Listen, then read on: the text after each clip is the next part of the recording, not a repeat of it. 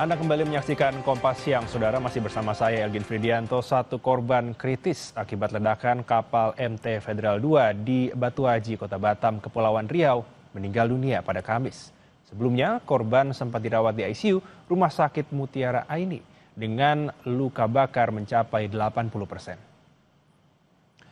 Korban sempat 2 hari dirawat di Rumah Sakit Mutiara Aini, Kota Batam, karena luka bakar mencapai 80%. Korban meninggal dunia pada Kamis malam. Jenazah korban yang bernama Roni Andreas Hareva ini langsung dipindahkan ke Rumah Sakit Bayangkara Polda Kepri untuk otopsi dan identifikasi. Total korban meninggal dunia menjadi 11 orang, sedangkan yang masih dirawat di 4 rumah sakit sebanyak 20 orang.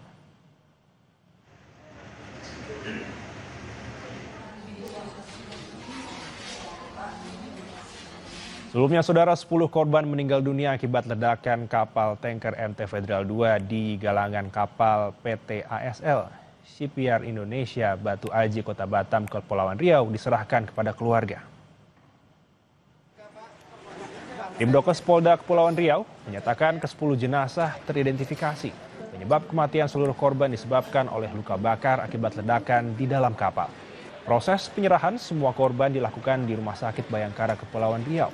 Ke-10 jenazah, 8 diantaranya dimakamkan di Pekanbaru, Medan, dan Palembang, dan 2 jenazah dimakamkan di Kota Batam. Untuk saat ini, apakah seluruh jenazah sudah kita serahkan kepada keluarga atau masih ada yang kita lakukan otopsi atau bagaimana lagi, Pak? Izin? Semua sudah selesai.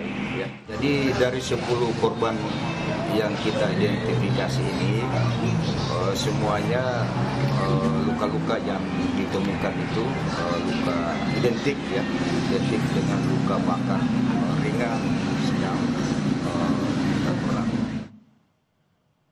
Dan informasi selengkapnya, saudara, sudah ada jurnalis Kompas TV, Riki Ramadhani dari Rumah Sakit Mutiara Aini, Kota Batam, Kepulauan Riau. Riki, hingga saat ini total korban meninggal menjadi 11 orang dan kondisi korban luka yang masih dirawat bagaimana hingga saat ini?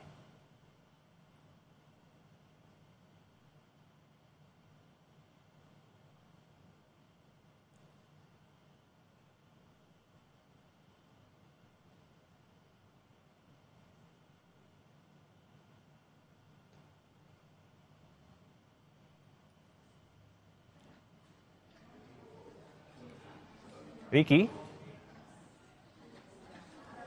Baik, saudara, sepertinya kami mengalami gangguan komunikasi dengan jurnalis Kompas TV Riki Ramadhani, Batam. Kami akan update di paruh berikutnya. Kita ke informasi berikutnya, saudara. Direktur Lokataru Del Pedro Marhain mengajukan pra-peradilan ke Pengadilan Negeri Jakarta Selatan terkait kasus dugaan penghasutan aksi demonstrasi. Del Pedro memohon agar majelis hakim menyatakan penetapan tersangkanya tidak sah. Sidang perdana permohonan pra-peradilan Del Pedro digelar di Pengadilan Negeri Jakarta Selatan. Kuasa hukum Del Pedro bilang